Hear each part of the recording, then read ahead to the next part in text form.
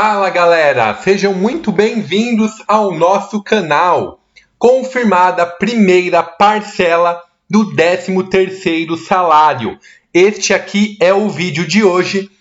E no dia de hoje, 1º de fevereiro, temos muitas novidades acontecendo para você, aposentado e pensionista do INSS. Então, fica até o final do vídeo para entender exatamente como tudo está funcionando, tudo bem? Neste mês de fevereiro, onde grandes mudanças estão ocorrendo. Antes de tudo, eu convido você a deixar seu like. É muito rápido, fácil e faz toda a diferença para que este vídeo chegue a mais pessoas que gostam do assunto. Então compartilhe essa informação. Caso não seja inscrito, eu te convido a fazer a inscrição e ativar o sino de notificações. Dessa forma, sempre que a gente postar um vídeo novo, você ficará sabendo. Vamos lá! Confirmada a antecipação do 13º salário. A expectativa é que a primeira parcela seja paga já no mês de fevereiro, já que caia nesta folha do mês que está começando hoje. Isso depende só de uma confirmação. O governo precisa anunciar a antecipação do 13º salário até o final desta semana, porque a folha no INSS começa a rodar a partir do dia 10. Caso demore muito, complica lá o processamento da folha e talvez a primeira parcela só caia para março. Mas então o governo ele tem essa semana inteira para realizar a confirmação da antecipação do 13º salário. É muito provável que isso ocorra entre hoje e amanhã, porque no dia de hoje está ocorrendo a eleição da nova mesa diretora, tanto da Câmara quanto do Senado, e também, hoje retornam os trabalhos legislativos, pessoal. Tudo indica que o governo só estava esperando para decidir o novo presidente da Câmara e do Senado para apresentar a proposta de antecipação do 13º salário para aposentados e pensionistas, a antecipação do PIS/PASEP, inclusive do novo programa Bolsa Família, porque a gente vê cada vez mais o aumento dos casos do coronavírus e o governo ainda não anunciou nenhuma medida para esse ano. Em janeiro ainda estava sendo pago o auxílio emergencial para um grande número de beneficiários, mas agora em fevereiro o governo precisa se manifestar. E tudo indica que nesta semana serão feitas as maiores declarações a respeito do 13º salário e também do novo Bolsa Família. Pessoal, quais são as principais funções do presidente da Câmara, que a gente fala tanto? É vital vocês conhecerem, porque dependendo de quem ganhar a eleição da Câmara, o 14º salário pode ter um futuro melhor ou pior. Dá uma olhada, Plenário da Câmara. O presidente da Câmara, ele convoca e preside as sessões do plenário. Ele define a pauta de votações, que é a ordem do dia, e ele também desempata votações, caso termine empatado. E dá só uma olhada, ele define as pautas das votações. Ou seja, no ano passado, o Rodrigo Maia ele decidiu engavetar a votação da suspensão de 120 dias dos consignados e não colocou em pauta o 14º salário para aposentados e pensionistas do INSS. Então, colocar no presidente da Câmara, que é a favor do povo, faz toda a diferença. Dê uma olhada, a parte de comissões. Ele designa os membros da comissão, ele convoca as comissões permanentes para a eleição dos respectivos presidentes e vice-presidentes e julga recurso contra a decisão de presidente de comissão em questão de ordem. Propostas legislativas. Distribui as propostas entre comissões. Deferir a retirada de preposição da pauta. Devolver ao autor da proposta que contrarie o regimento ou a Constituição. Ou seja, caso ele veja alguma coisa que fere a Constituição ou que ele não julgue que seja coerente votar, ele pode aí retirar a proposição da pauta, tudo bem?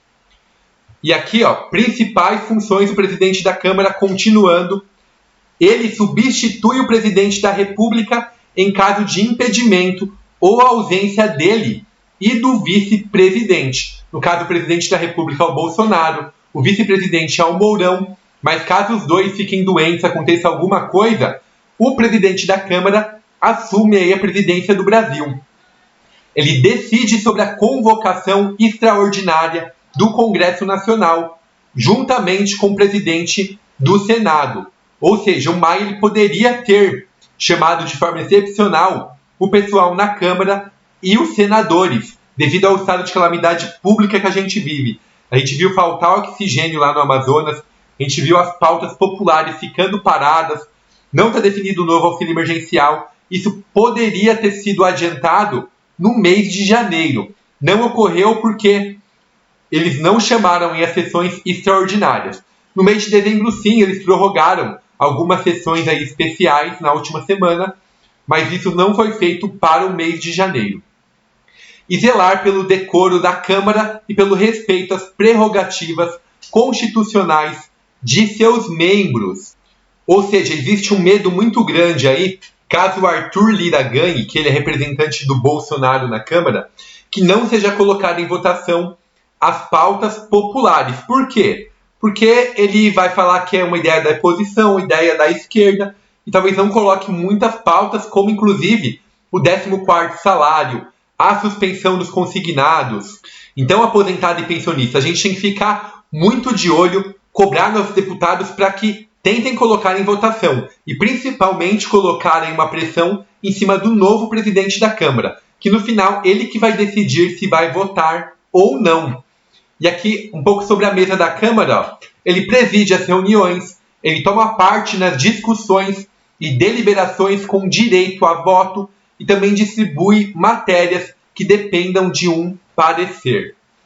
E qual que é a diferença aí entre um senador e a Câmara dos Deputados? Qual a diferença entre o Senado Federal e a Câmara dos Deputados? Muita gente não sabe. Então, dá uma olhada aí, ó. A questão do senador. Ele representa os estados da federação. Já a Câmara representa a população brasileira. São 3 senadores por estado. Já a questão de deputados, ó, o número de representantes varia conforme a população dos estados. Ao todo são 81 senadores e ao todo são 513 deputados. O senador, ó, tem um mandato de 8 anos. Já o deputado tem um mandato de 4 anos.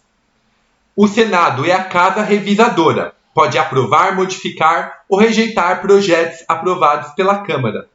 Já a Câmara é a casa iniciadora.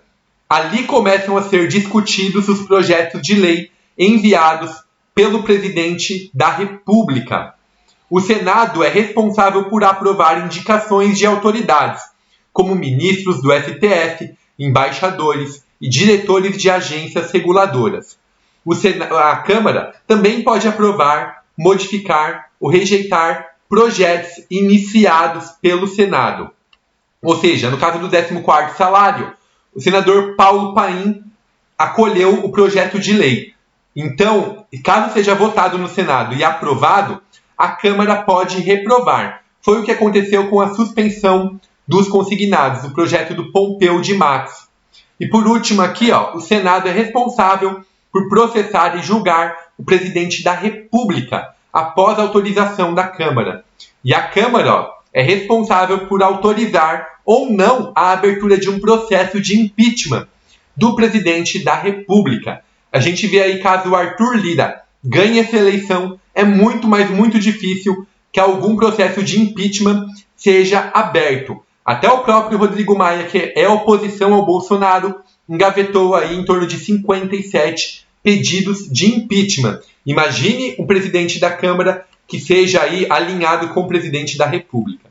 Então, pessoal, esse foi o vídeo de hoje. Espero que tenha ficado claro. Essa é uma semana de muita, mas muita decisão mesmo, em relação ao 13º salário e em relação aos futuros benefícios para aposentados e pensionistas. Então vamos ficar de olho, tudo bem? Vou atualizando vocês, caso saia novidade ainda hoje, eu posto um novo vídeo para atualizar vocês. Então fica de olho aí, ativa o sino de notificações, porque aqui temos novidades todos os dias. Até a próxima e obrigado a todos!